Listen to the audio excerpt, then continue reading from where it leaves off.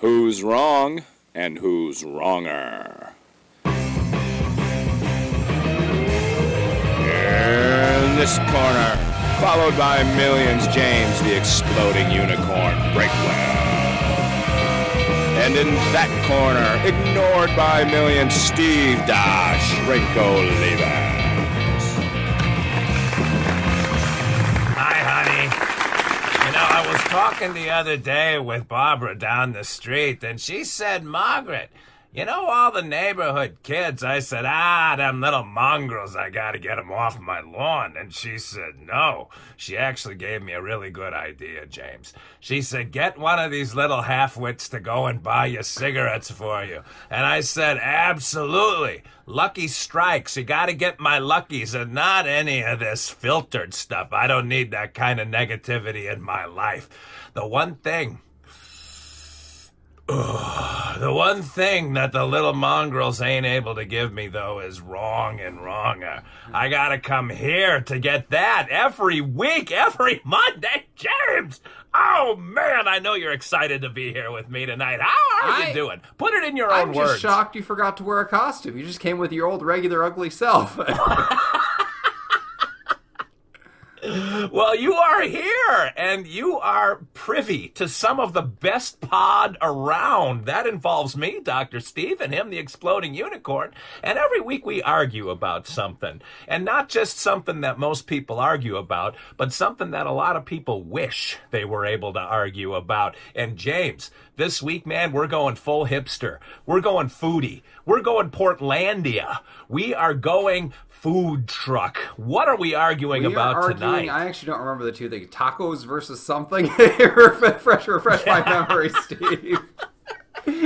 Wow, it's good that my ideas leave an impact on you. Thank goodness we're both here tonight. Tacos and barbecue. I couldn't think of something that could rival tacos in the food truck industry, but barbecue, pretty standard food truck fare. I would agree. It is, like everything else about you, pretty standard. By the way, speaking of vehicles, did you see the results from last week, Steve? Did you see those? What? James, I have far more important things to do with my life than worry about such pithy little things like statistics and numbers and polls, like fake polls on Twitter. I don't know if you have nothing left in your life that you're just clinging to all of this information. Why? What seemed to have happened with your little poll? It was not only the most decisive victory ever for me in the history of this podcast, it was perhaps the most decisive victory in the history of the world. If you stack up all the great lopsided victories, you know, Yorktown and D-Day and everything, it's all these great triumphs in history, they pale in comparison to last week's podcast where I thoroughly trounced you. We gave no quarter, devastated Earth. I'm shocked you're here today after a thumping like that. And you had minivans, which honestly, outside of the rules of the podcast, minivans are clearly better. They're the greatest vehicle ever. I wrote an entire chapter in my book about how great they are, and you lost with them. What is that? You were handed a free win, and you fumbled the football. You said last week that you wrote an entire chapter on SUVs. Are you saying you actually lie to the viewers? I said I wrote a chapter on minivans. I was very clear about that. The fact that you don't listen to me is not shocking at all. By the way, speaking of listeners, so I have to take time away from my family to come down here and talk. So my 4-year-old Lucy, she asked me, like, why do you have to go down there and do that? I'm like, for the fans. And she's like, why do you like talking to the fans? Like, well, I have fun talking with Steve sometimes. She goes, because you love each other? And it's like, no, you have very much misunderstood the relationship here. So I need to take a shower. Thank you for very much confusing my daughter on why I come down here and do this. For the record, Steve and I are arch enemies, always have been, always will be. There is no love lost between us. My poor confused daughter, she just doesn't understand. Oh, you know, I don't know what things you're teaching your children, James, but for that to come even spontaneously out of the innocence of youth is, it's a travesty against parenthood is what it is. No wonder you wrote the book Bare Minimum Parenting. You live it every day. I do, not for that particular facet of it. But I believe we owe each other a compliment before we get any further into this. And I have a compliment to you. I would like to compliment you for going out of your way to make me feel better about myself. Because I felt bad 2 weeks ago because I forgot to send you our other podcast edited. It was a day late. Holy crap, it's not up yet, now. And I apologized repeatedly. I was like, please, in the future, if I drop the ball and forget, just shoot me a reminder. So I sent Steve this podcast like the earliest I have ever sent it to him. And then I sent him like 5 reminders like, hey, I sent you that podcast. Hope you got it. Hope everything's okay. Are you still alive? And here we are, 9 o'clock at night on the day it was supposed to be posted, and it is still not up, which I'm sure was not accidental. I'm sure you did it on purpose to make me feel better about myself. So thank you for that. Yes, I did. Yes, I did. And James, I want you to take a page from my book when you have to, when I need a little safe parking space with you. The fact that I went out of my way to look dumber than you, which, I mean, come on, is a testimony to just how much of a good person I am. And my compliment should be that you noticed that, but my compliment instead is going to be how you don't gloat. Like, you're just a good winner. When something happens, you take it in stride. You don't preen. You don't prance. You don't feather your cap and do like the icky shuffle over your fallen opponent. No, you pick me up, you dust me off, and you say, great game, man. I'm glad you gave it your all. You're a worthy adversary. Thank you for participating. That's fantastic, James. I gotta hand it to you. I'm sure at some point I have said all of those words, never in that combination, and never to you, but compliment accepted nonetheless. I feel, this is a very strange place that you put me, James. I feel a little bit icky because of what your daughter said. I feel ready for combat, but now a little of that energy has been siphoned away, just trying to wrap my brain around the psychic just impact that has had. But we're going to get into this debate. The Guam Quarter of Fate is here. I'm actually home this week, which is good because, oh, by the way, I don't have my computer at home, so it's going to have to wait till tomorrow until I get this thing posted. It's still not going to be up. I've shamed you for the 5th time on this episode, and it's still not up. God dang. I literally texted you. I was 30 seconds. I was in my parking lot saying I'm just about to get to my office. I'm amazed it's not up yet. Old reliable Steve calls me down to the second to get this thing broadcast properly, and you forgot. Wow. All right. I blame you. Anyway, so it's the only way to protect you know what my the ego great thing about this is? Just externalize it's a full day late. Not a single person has complained. Not one. Nobody cares. Yeah, that's a little bit tragic in and of itself, considering the number of people that listen to that podcast, too. That's an amazingly popular podcast. They must just listen to it by accident. Like, oh, I guess it auto-download. Guess I'm going to listen to this now. Okay. Okay. It's only 10 minutes. All right. Well, I'll get it up tomorrow. The good news in all of this is by the time people are actually watching this, that will be a moot point. Which, ironically, was going to be the original name of this show. You say that, but I would not put it past you to forget for 3 more days. I mean, you're gone solid 24 hours. What's a few more days? Hey, I'm busy. What are you going to do? And probably on the front end of dementia, given my advanced years. All right, we are now 8.5 minutes into this thing, and people are confused, wondering what the podcast is all about. So let's give them what the fans paid for. The Guam Quarter of Fate. What do the two sides represent for all you, right, James heads, Franco? I'm arguing tacos from the food truck. Tails, I'm arguing barbecue. Okay, I don't know how this is going to go, but all right. So it is up, it is down, and it is tails. You, sir, have barbecue. Thank goodness, because I live in Indiana, and around here, the only food trucks, at least in my part of Indianapolis, are barbecue. Barbecue's delicious. It's a pile of meat. It may be on bread. It may not be on bread. but it comes to you now in truck form, delivered directly to you.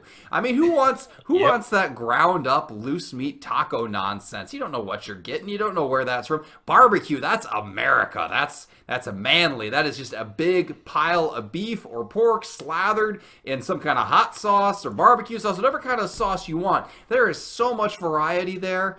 There's a reason that those are the food trucks that survive here. I mean, I'm sure like in the more hipster part of Indianapolis, there's probably one or two sad, taco trucks slinking around just to, keep the 20-somethings happy. But for everybody else, for those of us that make up the important part of the human race, barbecue is where it's at. I mean, every town in America has that perfect barbecue restaurant. Every single one. I mean, you live in Nashville. Nashville's known for barbecue. They're not known for tacos. And now food trucks have taken that one step further. That I don't even have to drive to that perfect barbecue place. That barbecue place comes to me. And there's nothing better than that. Why would you ever want to get a taco from a truck? First of all, tacos are it's like God's perfect food. It's finger food. You can pick it up. You don't have to worry about utensils. You can eat it clean. You can sit in the cab of your truck. You can sit in the front seat of your car. You can sit in the back of a rickshaw on a bumpy road and eat a taco and be okay. Barbecue, man, you're going to need to flip that tie over your shoulder if you're a business executive type. Neither you nor I are in that category. But like we'll have to get another T-shirt or hoodie that we'll wear while we're eating the barbecue because it just gets all over your face and all over your fingers. And that barbecue smell, man, you can't wash that stuff off. You dip your head in vinegar, you're still going to smell like barbecue, mostly because it has a lot of vinegar in it. But tacos, man, you get pork, you get beef, you get chicken. The weirdos over on the left coast, they get fish tacos, which I've had, and it's a little bit strange, but it's still a taco. And taco trucks, by the way, the taquerias, those were the original food trucks. If you want to go like a foodie historian, you look back and every construction site would have one of those suckers because they're just simple, man. It's just comfort food. It's meat and cheese and one of those tortilla things that you wrap it in, and it's fantastic. You got soft tacos, you got crunchy tacos, choices abound. And by the way, Nashville more hot chicken than barbecue right now because barbecue is so passé. Barbecue is what your parents ate. Like, James, why do you want to grow old and die so soon? You're so young right now. Just pinch your cheeks and do yourself a favor. Get yourself a couple of tacos. Well, if it gets me out of this podcast sooner than I will be, so I'll go to my early grave.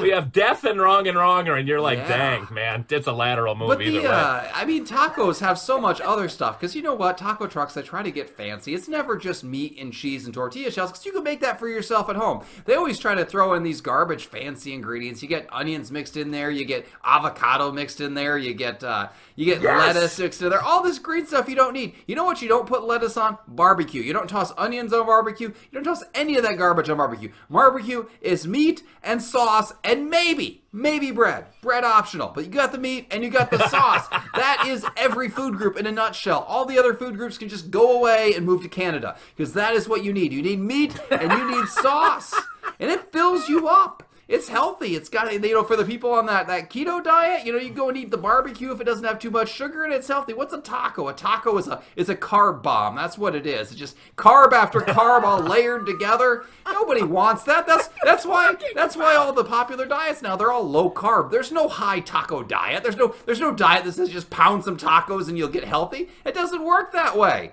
You know what? You should try that diet, Steve. Yeah. Maybe you'll get out of wrong early with your coronary bypass. James, that would be an upgrade from my diet. Also, but tacos, anyway, they never fill you up. I mean, that's why you got to buy them like 6 at a time. They're like, ooh, here's 3 tacos for you, and they're all this big, and they take half a bite. Barbecue prides itself on portion size. You order barbecue, and you're getting like 1.5 pounds of meat. Like, that's the standard serving size. That's an American serving size. It fills you up. With taco trucks, you got to go back 4 times to get more tacos. That's how they stay in business. You're not going back because it's so good. You're going back because you're starving. So that's what the deal is. Tacos are selling us short and killing us. Barbecue is keeping us healthy and filling us up. And that is the difference between you and me right there.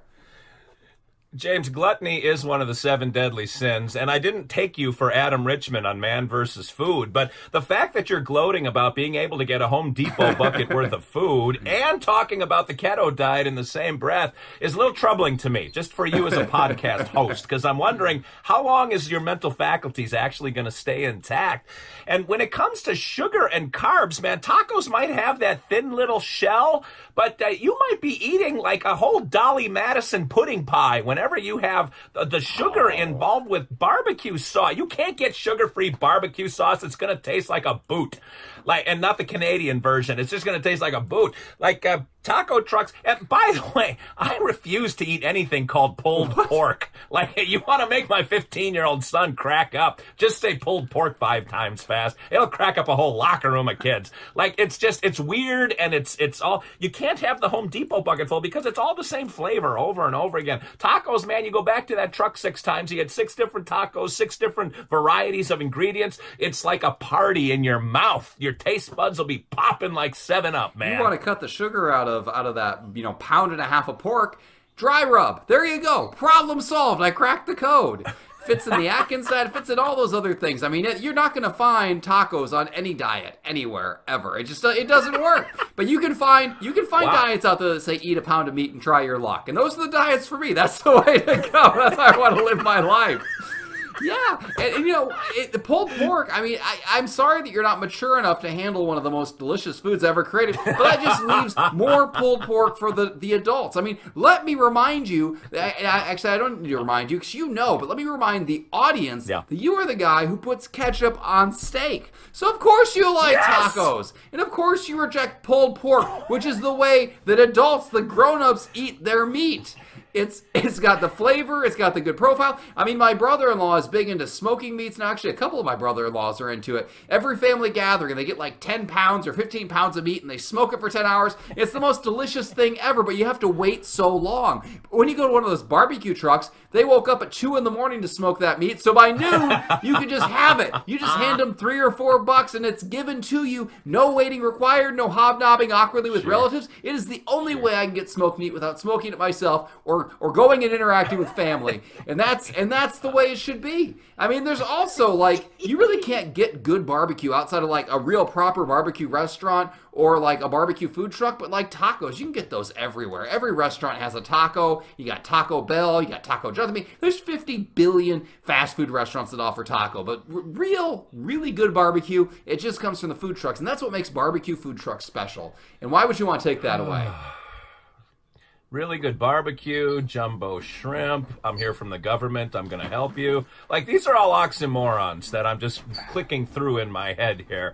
There's no such thing as really good barbecue because it's not the foodie's choice. The foodie choice is taco. When you say, is there a such thing as a taco diet? I say, have you not visited Twitter, James Breakwell? James, I like to eat a heart attack in tinfoil, Breakwell. It is the Twitter diet. It is what people want and what people crave. They're clamoring for tacos. Nobody clamors for barbecue. They go get it when they're in Kansas City or Memphis or Nashville, but they eat a little of it and go, meh. It's good, but it's not taco truck good. Well, what can I say? I live in the land of barbecue food trucks, and no taco food truck would dare show its face within 10 miles of my house. And that tells me everything I need to know about culture and class in food. So I'm going to go ahead and roll the dice. People can vote for me so we can continue our landslide victory from last week. Last week is going to pale in comparison with the destruction I'm about to inflict upon you. So if you want to vote for me and barbecue food trucks. By the way, speaking of the end of the show last week, I never got a text from you saying, I went back and watched the podcast and how you pulled War of the Worlds with Tom Cruise out of nowhere in a half a second was the most remarkable dig and grab I've ever seen in podcast history. I don't know where that text was. Maybe you wrote an email form to the wrong account of mine. Are you saying you didn't? I saw that movie. Every once in a while you'll mention a movie I've seen. I'm not as dumb as I look. I remember things. It's just you spend 90% of the time on here referencing movies no human being has ever heard of, and I can't help that. James, maybe I'm not making myself clear. It's not the fact that you saw the movie, which, wow, I am so proud that you actually turned on the television and saw TBS one night. It's the fact that you said you cannot name one, and within a half a second, I had one right there! And you just ran right over it. Like, well, of course Olivas did that. Everybody would have pulled that one out of thin air. You named the dumbest movie ever. I can't help that. It's a terrible movie. What difference does it make for movie? For the record, that minivan doesn't save anything. It's a sad, plotting vehicle in that movie. They go around watching those alien vehicles like shred human beings and shoot their skin out. It's like they didn't save the day in the minivan. They just like plotted around and like watched the aliens waste everybody. Like that's not heroism. It's like taking the bus to go save the day. There was no heroism directly related to the minivan. Can I roll the dice now, please? Hold on, I'm only halfway through the Serenity Prayer. Okay. I don't know. And of all the things I do that upset you, I don't know why that one stands out. I have no idea. But now that I know that's your button, I'm referencing Tom Cruise in World of Worlds in every podcast from here on out. Okay. I'm in my happy place. I've counted to 10.